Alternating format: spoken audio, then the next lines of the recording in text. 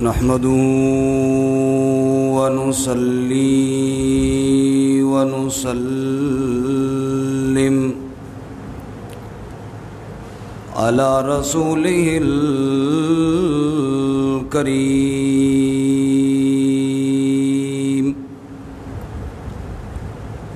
أما بعد فأعوذ بالله من الشيطان الرجيم بسم الله الرحمن الرحيم ولا تطرد الذين يدعون ربهم بالغداة والعشي يريدون وجهه ما عليك من حسابهم من شيء وما من حسابك عليهم من شيء فتطردهم فتكون من الظالمين سبحان ربك رب العزة عما يصفون وسلام على المرسلين والحمد لله رب العالمين اللهم صل على محمد وعلى آل محمد كما صليت على إبراهيم وعلى آل إبراهيم إنك حميد مجيد اللهم بارك على محمد وعلى آل محمد كما باركت على إبراهيم وعلى آل إبراهيم إنك حميد مجيد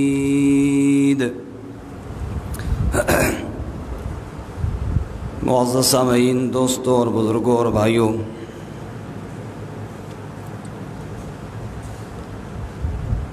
آج کی جمعۃ المبارک کی اس نشست میں ہماری اس مختصر گفتگو کا موضوع اور عنوان عظمت صحابہ کرام رضی اللہ تعالیٰ عنہم اجمعین ہوگا۔ ویسے تو ایک مسلمان آدمی جتنے اعمال بھی کرتا ہے، چاہے وہ تلاوت قرآن پاک کر رہا ہے،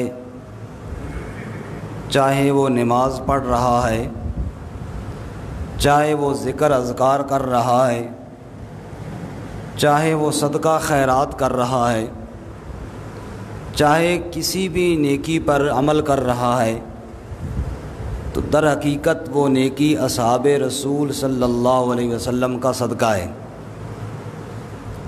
رسول اللہ صلی اللہ علیہ وسلم نے اللہ کا دین امت تک پہنچایا، اور اس دین الہی کے پہلے گواہ اصحاب رسول صلی اللہ علیہ وسلم ہیں۔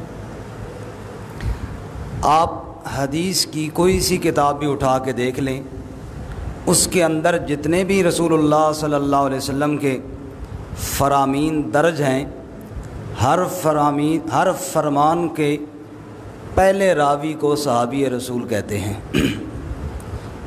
اگر اصحاب رسول صلی اللہ علیہ وسلم کا کردار مشکوک قرار دے دیا جائے، نعوذ باللہ، اور اصحاب رسول صلی اللہ علیہ وسلم کو نعوذ باللہ معاذ اللہ بیچ سے نکال دیا جائے، تو ایک فرمان بھی رسول اللہ کا ہم تک نہیں پہنچ سکتا، چاہے وہ نماز سے متعلق ہو، چاہے وہ روزے سے متعلق ہو، چاہے وہ حج سے متعلق ہو، چاہے وہ زکوٰۃ سے متعلق ہو، چاہے وہ خیرات سے متعلق ہو، چاہے وہ دین کے کسی شعبے سے متعلق کیوں نہ ہو، کیونکہ اس کی روایت کرنے والے راوی کو صحابی رسول کہتے ہیں رضی اللہ تعالیٰ عنہ اجمعین۔ اس لیے دفاع صحابہ دفاع توحید ہے، دفاع صحابہ دفاع رسالت ہے، دفاع صحابہ دفاع قرآن ہے، دفاع صحابہ دفاع نماز ہے، دفاع صحابہ دفاع روزہ ہے، دفاع صحابہ دفاع زکوٰۃ ہے، دفاع صحابہ دفاع دین اسلام ہے۔ ایک عالم نے بڑی خوبصورت مثال دی تھی کہ ایک آدمی کسی کے گھر چوری کرنے کے لیے گیا اور اس کے گھر میں جو صندوق تھا قیمتی سامان سے بھرا ہوا، اس صندوق کو چور نے چوری کیا اور وہاں سے فرار ہو گیا۔ اس صندوق کے اندر اس کے قیمتی کپڑوں کے جوڑے بھی تھے، اس صندوق کے اندر زیور بھی تھا، اس صندوق کے اندر نقدی اور پیسے بھی تھے، اس صندوق کے اندر اس کی ساری جمع پونجی تھی۔ وہ صندوق چوری کر کے چور لے گیا۔ اب ہم یہ تو نہیں کہیں گے نا کہ اس نے صرف صندوق چوری کیا، ہم تو کہیں گے سارا گھر لوٹ کر چلا گیا، یہی کہیں گے نا جی۔ ہم یہ تو نہیں کہیں گے کہ جناب اس نے صرف صندوق چوری کیا، بادشاہ وہ تو اور بڑا شریف آدمی ہے، اس نے کچھ بھی نہیں کیا، اس نے تو صرف صندوق چوری کیا۔ نہیں، جس نے وہ صندوق چوری کر لیا وہ صرف صندوق کا چور نہیں، وہ کپڑوں کا بھی چور ہے، وہ صرف صندوق کا چور نہیں، وہ زیور کا بھی چور ہے، وہ صرف صندوق کا چور نہیں، وہ ساری جمع پونجی کا کیا ہے؟ چور ہے۔ اس لیے نماز، روزہ، حج، زکوٰۃ یا دین کے جتنے بھی شعبے ہیں ان کی روایت کرنے والے جب صحابی ہیں تو جو صحابی پہ اعتراض کرتا ہے وہ صرف صحابی پہ نہیں، وہ نماز، روزہ، حج، زکوٰۃ حتیٰ کہ دین کے ہر شعبے پر اعتراض کرتا ہے۔ جب روایت کرنے والے کو نہیں مانتا تو پھر اس کی روایت کی ہوئی بات کو کیسے مانتا ہے؟ ہر دعوے کے جو گواہ ہوتے ہیں، آپ حضرات مجھ سے بہتر جانتے ہیں کہ جب گواہوں پہ اعتراض ہو جائے تو دعویٰ پیچھے کہاں باقی رہتا ہے؟ تو دین کے، اسلام کے، روایت کے دعوے دار وہ اصحاب رسول ہیں، کہو رضی اللہ تعالی عنہم اجمعین، جن کے ساتھ اللہ تعالیٰ نے جنت کا وعدہ کیا ہے۔ ویسے تو ہمیں ہر وقت یہ بیان ہم کرتے بھی ہیں اور کرنا بھی چاہیے۔ بعض ساتھیوں کے ذہن میں ہوگا کہ آج اس موضوع کے بیان کرنے کی ضرورت کیا ہے، تو میں ابتداً پہلے وجہ عرض کر دوں۔ چند دن پہلے کی بات ہے، ہمارے قریب فراش ٹاؤن میں ایک بدبخت نے ایک ویڈیو بنائی جس پہ کتوں کی تصویریں اور اوپر ابو بکر، عمر، عثمان اور امیر معاویہ رضی اللہ تعالیٰ عنہم اجمعین، نعوذ باللہ، وہ کتوں کی تصویریں بنا کے ان کے اوپر یہ نام لکھے گئے ہیں۔ وہ ویڈیو میرے پاس موجود ہے، ہم شیئر اس لیے نہیں کرتے کہ دکھانا ہر ایک کو، الٹا اس برائی کو پھیلانا ہے۔ اگر کسی کو شک ہو تو میرے پاس موجود ہے، میں دکھا بھی سکتا ہوں۔ اور ہمارے ایک مشہور شاعر ہیں، وہ ایک شان صحابہ میں ایک نظم پڑھتے ہیں، منقبت پڑھتے ہیں، عمر آیا عمر آیا، تو یہ بھی ساتھ لگائی ہوئی ہے۔ اور جب وہ عمر آیا کہتا ہے تو ایک کتا ادھر سے آ رہا ہوتا ہے اور اوپر کہتا ہے عمر آیا نعوذ باللہ من ذالک، سب کو استغفر اللہ، نعوذ باللہ۔ ہمارا رات کو کئی ساتھی پوچھ بھی رہے تھے، علماء بڑے اکٹھے ہوئے تھے، کیا وجہ تھی؟ وہ یہی وجہ تھی، اس کے بارے میں مشاورت تھی کہ مہینہ ہونے کو ہے اور ہم مسلسل گورنمنٹ سے مل رہے ہیں کہ اس کے خلاف FIR کاٹو، وہ نہیں کاٹ رہے۔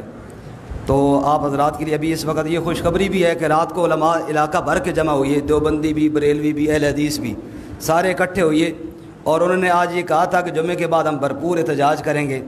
تو حکومت نے وہ رات کی میٹنگ کا پتہ چلا تو انہوں نے FIR کاٹ دی ہے الحمدللہ، اور انہوں نے کہا کہ آپ احتجاج نہ کریں، ہم گرفتار کریں گے، اور الحمدللہ وہ کاٹ دی ہوئی ہے۔ انشاءاللہ امید ہے کہ حکومت آگے عمل بھی کرے گی، اور ہم اس پہ حکومت کا شکریہ بھی ادا کرتے ہیں۔ لیکن چونکہ ہمارا آج یہ طے تھا کہ ہم نے آج عظمت صحابہ لوگوں کے سامنے بیان کرنی ہے کہ وہ اصحاب رسول رضی اللہ تعالیٰ عنہم اجمعین جنہوں نے اللہ کا دین ہم تک پہنچایا، صدیاں گزر جانے کے بعد پتہ نہیں آج بدبخت ان کو کیوں نہیں معاف کر رہے، کیا ان کو غصہ ہے؟ دراصل میں نے وہی بات ابتداءً عرض کی ہے کہ جو ان پہ اعتراض کرتا ہے وہ در حقیقت پورے دین پہ اعتراض کرتا ہے۔ دراصل اسلام سے دشمنی ہے، اور اسلام سے دشمنی کا پھر ثبوت یہ ہوتا ہے کہ اسلام کے گواہوں کو لعن طعن کیا جاتا ہے اور ان کو نعوذ باللہ مورد الزام ٹھہرایا جاتا ہے۔ تو اصحاب رسول کون ہیں؟ اگر کوئی پوچھے، آپ سے کوئی پوچھے بھائی اصحاب رسول کون ہیں، تو آپ نے یہ جواب دینا ہے کہ امت کے سب سے زیادہ تقوی اور نیکی والے جو ہیں ان کو اصحاب رسول کہتے ہیں۔ کہو بے شک۔ قرآن کہتا ہے اولئک هم المتقون، یہی لوگ متقی ہیں۔ توجہ کرنا، سوال میرا یہ ہے کہ جب یہ اولئک هم المتقون آیت نازل ہوئی اس وقت میں اور آپ موجود تھے؟ سارے بولیں جی۔ اس وقت میں اور آپ موجود نہیں تھے۔ اس وقت یہ جو امت کے اولیاء اللہ ہیں جن کا نام ہم جانتے ہیں، حضرت بایزید بوستامی، شیخ عبد القادر جیلانی، مجدد الف ثانی، شاہ ولی اللہ وغیرہ، یہ حضرات وہاں پہ موجود تھے؟ علماء دیوبند موجود تھے، علماء بریلی موجود تھے، علماء اہل حدیث موجود تھے۔ جب یہ آیت نازل ہوئی تابعین بھی موجود، تبع تابعین بھی موجود، حبشے کے بلال موجود تھے۔ جب یہ آیت نازل ہوئی نبی پاک کے بعد بلال موجود تھے؟ بلال تو موجود تھے نا۔ ابو بکر موجود تھے، عمر موجود تھے، عثمان موجود تھے، علی موجود تھے، طلحہ موجود تھے، زبیر موجود تھے، معاویہ موجود تھے۔ جب یہ آیت نازل ہوئی میں اور آپ نہیں تھے، محدثین نہیں تھے، مفسرین نہیں تھے، علماء دیوبند نہیں تھے، علماء بریلی نہیں تھے، لیکن نبی کے صحابہ تو موجود تھے نا۔ ان کی موجودگی میں قرآن کہتا ہے اولئک هم المتقون، یہ متقی ہیں۔ تو یہ اس وقت کون تھے؟ بولو صحابہ تھے۔ کون تھے؟ قرآن کہتا ہے یہ متقی ہیں، جن کے تقوی کو اللہ بیان کرے اس کو صحابی کہتے ہیں۔ اس کو کیا کہتے ہیں؟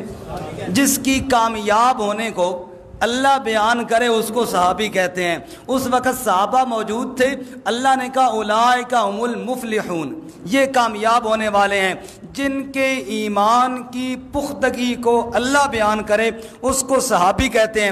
اللہ کہتا ہے اولئک هم المؤمنون حقا، یہ پکے اور سچے مومن تھے، یقین کی پختگی والے یہی لوگ تھے جن کے اوپر اللہ اپنی رضا کو بیان کرتے ہوئے یوں کہے رضی اللہ عنہم ورضوا عنہ، میں اللہ ان سے راضی ہوں وہ مجھ سے راضی ہیں، اس کو صحابی کہتے ہیں۔ جن کے درجوں کو اللہ یوں بیان کرے لا یستوی منکم من انفق من قبل الفتح وقاتل اولئک اعظم درجہ من الذین انفقوا من بعد وقاتلوا وکلا وعد اللہ الحسنی۔ فتح مکہ سے پہلے ایمان لانے والے اور بعد میں ایمان لانے والے یہ برابر نہیں، پہلوں کے درجے بہت بلند ہیں، لیکن وَكُلًّا وَعَدَ اللَّهُ الْحُسْنَى، رب نے جنت کا وعدہ سب سے کر رکھا ہے۔ اس کو صحابی کہتے ہیں جس کے ساتھ رب نے جنت کا وعدہ کر رکھا ہو، جس کے بارے میں قرآن یوں بیان کرے وَالسَّابِقُونَ الْأَوَّلُونَ مِنَ الْمُهَاجِرِينَ وَالْأَنصَارِ وَالَّذِينَ اتَّبَعُوهُم بِإِحْسَانٍ رضی اللہ عنہم ورضوا عنہ۔ میرے محبوب تیرے یار وہ مہاجرین میں سے ہوں تب، وہ انصار میں سے ہوں تب، وہ بعد میں آ کر وَالَّذِينَ اتَّبَعُوهُم بِإِحْسَانٍ ان کے پیچھے چلنے والے ہوں، رضی اللہ عنہم ورضوا عنہ، میں ان سے راضی وہ مجھ سے راضی۔ وَأَعَدَّ لَهُمْ جَنَّاتٍ تَجْرِي تَحْتَهَا الْأَنْهَارُ، ان کے لیے میں اللہ نے جنت سجا کر رکھ دی ہے۔ صحابی کس کو کہتے ہیں؟ جو بدر میں شریک ہوا اور اللہ کے نبی صلی اللہ علیہ وسلم نے فرمایا اے بدر میں شریک ہونے والوں، اللہ تعالیٰ نے تمہارے دلوں میں جھانکا ہے، اور اللہ تعالیٰ نے جھانکنے کے بعد یہ کہا اعملوا ما شئتم قد غفرت لکم وبدلت سیئاتکم حسنات، جو مرضی آج کے بعد عمل کرو، میں اللہ تعالیٰ تمہیں کچھ نہیں کہتا، میں نے مغفرت کا اعلان کیا۔ صرف مغفرت کا اعلان نہیں، وبدلت سیئاتکم حسنات، میں اللہ تعالیٰ نے تمہاری نیکیوں تمہارے گناہوں کو نیکیوں سے بدل دیا۔ بدلت سیئاتکم حسنات، تمہارے گناہوں کو میں اللہ نے نیکیوں سے بدل ڈالا ہے۔ توجہ میری طرف کرنا، یہ ایک بڑی عجیب بات ہے جو حدیث میں آئی ہے، بدلت سیئاتکم حسنات، کہ میں تمہارے گناہوں کو نیکیوں سے بدل دوں گا۔ اس کا کیا مطلب ہے کہ بندہ گناہ کرے اور نیکی لکھی جائے؟ بات سمجھ میں آ رہی کو نہیں آ رہی؟ بندہ کرے غلطی اور نیکی لکھی جائے۔ ایک عالم نے بڑی خوبصورت مثال دے کے اس بات کو سمجھایا۔ یہ بالٹی ہے نا پانی کی بھری ہوئی، لوٹا بھرا ہوا ہے پانی کا، بالٹی بھری ہوئی ہے۔ اگر یہ میرا رومال یہ ناپاک ہو تو میں اس ناپاک رومال کو بالٹی میں ڈالوں تو سارا بالٹی کا پانی کیا ہو جائے گا؟ ناپاک ہو جائے گا۔ اور یہی میرا رومال ہے جو ناپاک تھا، اگر میں سمندر میں ڈالوں، جس کے اندر بے حساب پانی ہے، سمندر میں ڈالوں تو سارا سمندر ناپاک نہیں ہوتا، بلکہ میرا رومال بھی کیا ہو جائے گا؟ پاک ہو جائے گا۔ سمندر کا سارا پانی میرے اس رومال کی وجہ سے ناپاک نہیں ہوتا۔ میں گناہ کروں، آپ گناہ کریں، ہماری نیکیاں ہیں بالٹی کے پانی کی طرح تھوڑی سی، بات سمجھ میں آ رہی ہے؟ تھوڑی سی ہماری نیکیاں ہیں جیسے بالٹی کا پانی ہوتا ہے، ان میں جب وہ گناہ شامل ہوتا ہے تو وہ سارا برباد کر دیتا ہے۔ صحابہ کی نیکیاں ہو گئی سمندر کے برابر۔ صحابہ کی نیکیاں کس کی طرح ہو گئی ہیں؟ سمندر کے برابر۔ اس کے اندر اگر کوئی غلطی آ بھی جائے، معصوم وہ نہیں ہے، معصوم انبیاء ہوتے ہیں، ان کے اندر اگر کوئی غلطی آ بھی جائے، رب کہتا ہے بدلت سیئاتکم حسنات۔ ان کا تقوی، ان کا ایمان اور ان کا جذبہ ایمانی اتنا عظیم ہے، اس کے اندر کوئی غلطی آ بھی جائے تو میں اللہ معاف کر دیتا ہوں۔ سارے کہو سبحان اللہ۔ آج ان کے کارٹون بنائے جائیں، اس لیے اللہ کے رسول صلی اللہ علیہ وسلم نے فرمایا اللہ اللہ فی اصحابی لا تتخذوهم غرضا بعدی، میں تمہیں اللہ کا واسطہ دیتا ہوں اپنے صحابہ کے بارے میں میرے بعد ان کو تنقید کا نشانہ نہ بنانا، میرے بعد ان کو تنقید کا نشانہ نہ بنانا۔ من احبہم فبحبی احبہم ومن ابغضہم فببغضی ابغضہم، جس نے ان سے محبت کی اس نے در حقیقت میری محبت کی وجہ سے ان سے محبت کی۔ صحابی سے محبت کیوں ہے؟ اس لیے کہ وہ میرے نبی کا یار ہے، اس لیے کہ وہ میرے نبی کی صحبت میں بیٹھنے والا ہے۔ رسول اللہ فرماتے ہیں جس نے ان سے محبت کی اس نے مجھ سے محبت کی۔ ومن ابغضہم فببغضی ابغضہم، جس نے ان سے بغض رکھا میرے بغض کی وجہ سے بغض رکھا۔ اس لیے رسول اللہ صلی اللہ علیہ وسلم نے فرمایا لا تسبوا اصحابی، میرے صحابہ کو کبھی برا بھلا نہ کہنا۔ فوالذی نفسی بیدی، قسم ہے اس ذات کی جس کے قبضے میں محمد صلی اللہ علیہ وسلم کی جان ہے، لو انفق احدکم مثل احد ذہبا، اگر بعد والے احد پہاڑ کے برابر بھی سونا صدقہ کریں اور خرچ کریں، ما بلغ مد احدہم ولا نصیفہ، میرے صحابہ نے ایک مٹھی جو جو صدقہ کی ہیں اس کے اجر کو بھی نہیں پہنچ سکتے۔ سبحان اللہ۔ اور یہی وجہ ہے کہ جب کفار نے مطالبہ کیا نبی صلی اللہ علیہ وسلم سے، چونکہ وقت مختصر ہے باتیں تو بہت ساری رہ گئی ہیں، جب آپ صلی اللہ علیہ وسلم سے مطالبہ کیا کہ ہم آپ کے پاس بیٹھنے کے لیے تیار ہیں، ان غریبوں کو اٹھاؤ اپنی محفل سے، تو اللہ نے کیا فرمایا؟ وَلَا تَطْرُدِ الَّذِينَ يَدْعُونَ رَبَّهُمْ بِالْغَدَاةِ وَالْعَشِيِّ يُرِيدُونَ وَجْهَهُ۔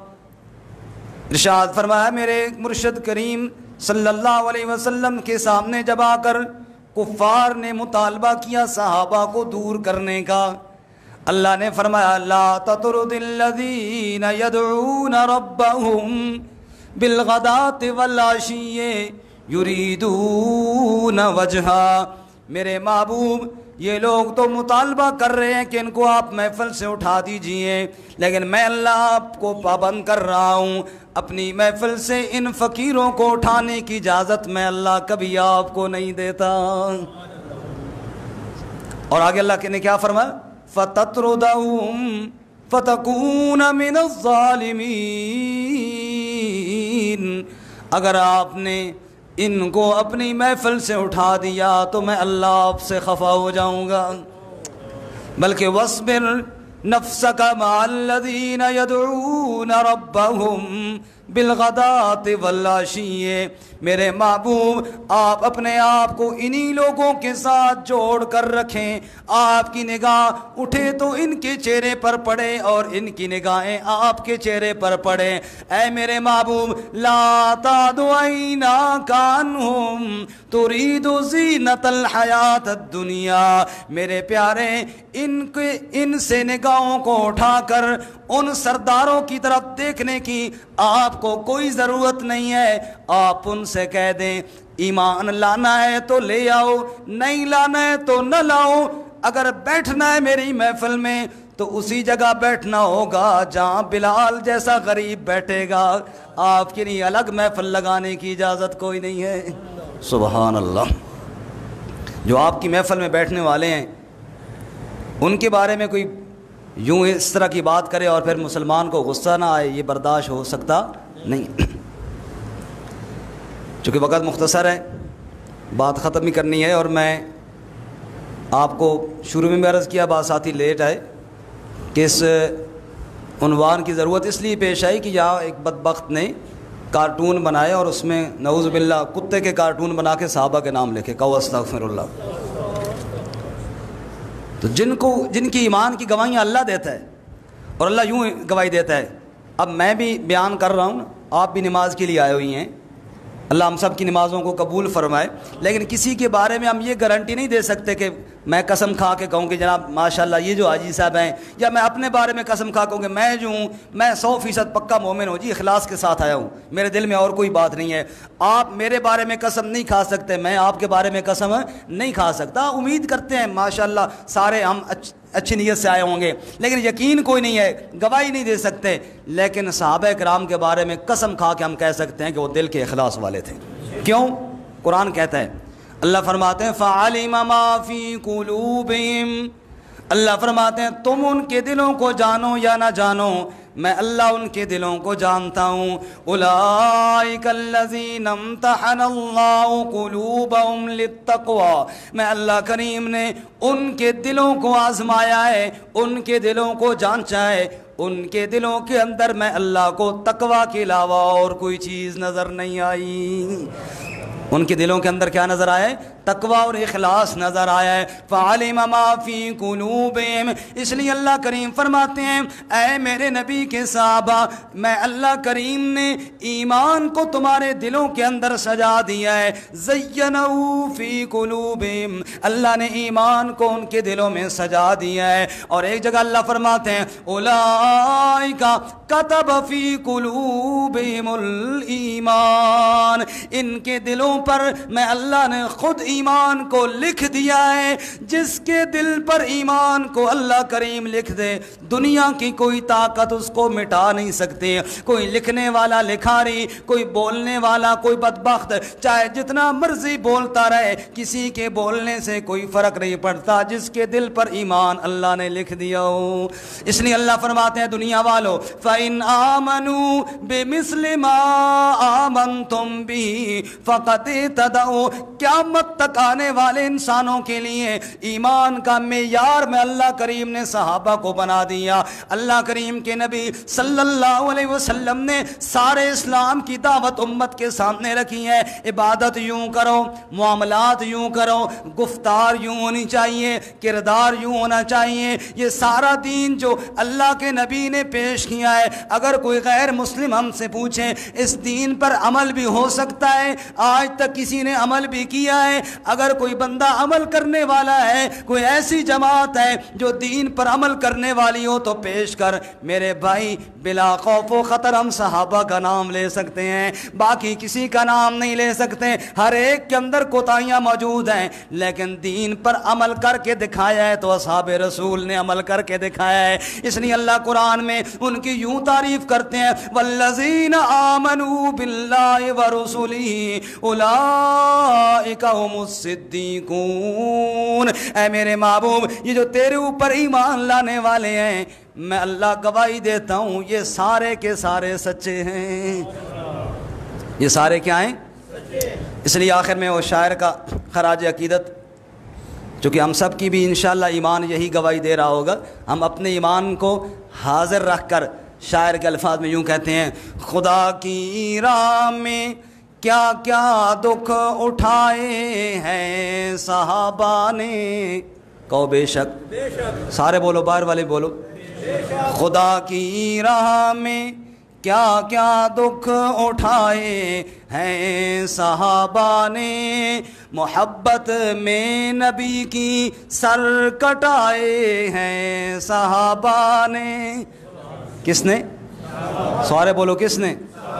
یہ آخری جملہ صحابہ نے میرے ساتھ سب مل کر پڑھے تاکہ سب کی ایمان کی گواہی ہو جائے. محبت میں نبی کی سر کٹائے ہیں صحابہ نے، گلے میں توق سینے پر ہے پتھر خون بہتا ہے. گلے میں توق، یوں مارا گیا نا اصحاب رسول کو، گلے میں توق سینے پہ پتھر خون بہتا ہے، مگر توحید کے نعرے لگائے ہیں صحابہ نے، مگر توحید کے نعرے لگائے ہیں صحابہ نے. بلال کو انگاروں پہ لٹا کر کہا گیا اب بتا اب بھی رب کا نام لے گا یا نہیں؟ بلال کہنے لگا چمڑی ادھڑ چکی ہے، خون بہ چکا ہے، مار مار کے مارنے والے تھک گئے، بدن چھلنی ہو چکا ہے، لیکن احد کا نعرہ لگاتے ہوئے جتنا لطف اب آ رہا ہے پہلے کبھی نہیں آیا تھا. مگر توحید کے نعرے لگائے ہیں، خوشی سے رقص کرتے تھے وہ تلواروں کی دھاروں پر. کہتے تھے اوت کے میدان سے جنت کی خوشبو آ رہی ہے. خوشی سے رقص کرتے تھے وہ تلواروں کی دھاروں پر، وفا و عشق کے جوہر دکھائے ہیں صحابہ نے، وفا و عشق کے جوہر دکھائے ہیں. کس نے؟ صحابہ نے. بآسانی پھلا پھولا نہیں اسلام کا گلشن. آج ماں کی گود میں ہمیں کلمہ نصیب ہوا تو یہ آسانی سے نہیں ہم تک پہنچا. بآسانی پھلا پھولا نہیں اسلام کا گلشن، لہو شاہ رگ کا دے کر گل کھلائے ہیں صحابہ نے، لہو شاہ رگ کا دے کر گل کھلائے ہیں صحابہ نے. وہ بدباطن جسے انکار ہو سامنے آئے، جو بدبخت یہ کہتا ہے کہ صحابہ کی کوئی قربانی نہیں ہے، وہ بات تو کرے ہم سے تاکہ ہم اسے سمجھائیں. وہ بدباطن جسے انکار ہو سامنے آئے، خدا کی راہ میں گھر لٹائے ہیں صحابہ نے، خدا کی راہ میں گھر لٹائے ہیں. کس نے؟ صحابہ نے. صحابہ ہی نے بخشی ہے نعمت قرآن و سنت کی. انہوں نے تو روایت کی ہے نا نبی پاک سے ساری حدیثیں. صحابہ ہی نے بخشی ہے نعمت قرآن و سنت کی، ہمیں تو جینے کے سارے گر سکھائے ہیں صحابہ نے، ہمیں تو جینے کے سارے گر سکھائے ہیں صحابہ نے. منافق ہے صحابہ کی نہیں قدر جس دل میں. کہو بے شک. جو پہلے مومن کو مومن نہ مانے اس کو ہم کیسے مومن مانیں؟ منافق ہے صحابہ کی نہیں قدر جس دل میں، مسلمانوں کے دلوں میں گھر بنائے ہیں صحابہ نے، مسلمانوں کے دلوں میں گھر بنائے ہیں صحابہ نے. کوئی مجھ سے پوچھے مولوی جی تمہیں کیا جوش آ گیا صحابہ کی عظمت کو بیان کرتے ہوئے، تو میں جواب میں یوں کہوں گا وہ مستان محمد کے، میں مستانہ صحابہ کا. ان کے ساتھ ہمیں محبت کس وجہ سے ہے کہ وہ نبی پاک کے دیوانے تھے. وہ مستان محمد کے، میں مستانہ صحابہ کا، وہ دیوانے محمد کے، میں دیوانہ صحابہ کا. وہ کس کے دیوانے تھے؟ وہ نبی پاک کے دیوانے تھے. انہوں نے اپنا سب کچھ نبی پاک پہ قربان کر دیا, کچھ بچا کر نہیں چھوڑا. آج ان کی بے ادبی ہمارے سامنے ہو جائے, ہمارا ایمان بھی برداشت نہیں کرتا. ہم بھی کہتے ہیں جو نبی کے صحابہ پہ تان کرنے والا ہے, جو نبی کے صحابہ کا کارٹون بنانے والا ہے, جو نبی کے صحابہ کو نعوذ باللہ کسی غلیظ جانور کے ساتھ تشبیہ دینے والا ہے, ہم اپنی جان تو لڑا دیں گے, نہ نبی کی توہین برداشت کریں گے, نہ نبی کی صحابی کی توہین برداشت کریں گے. کہو انشاءاللہ. اللہ تعالیٰ عمل کی توفیق عطا فرمائے. وآخر دعوانا ان الحمدللہ رب العالمین.